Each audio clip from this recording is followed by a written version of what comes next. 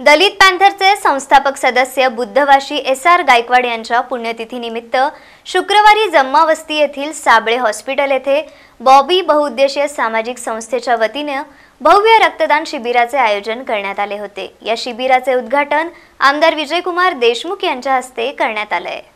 कालकथित दलित पॅंथरचे संस्थापक सदस्य बुद्धवासी एस.आर. गायकवाड यांच्या पुण्यतिथीनिमित्त बुधवारी न्यू बुधवार पेठ येथील साबळे प्रसूतिगृह येथे भव्य रक्तदान शिबिराचे आयोजन करण्यात आले होते।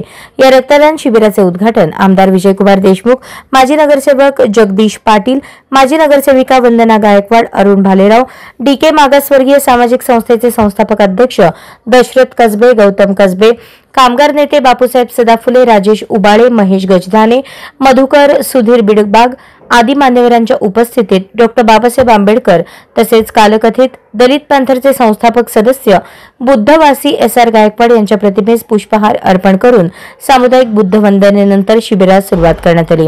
बॉबी बहुउद्देशीय सामाजिक संस्थेच्या वतीने कालकथित एस.आर. गायकवाड यांच्या पुण्यतिथीनिमित्त रक्तदान शिबिराचे आयोजन करून एक सामाजिक बांधिलकी जोपासली आहे अशी भावना आमदार विजयकुमार देशमुख यांनी व्यक्त करत एस.आर. गायकवाड यांच्या सामाजिक कार्याला उजाळा दिला।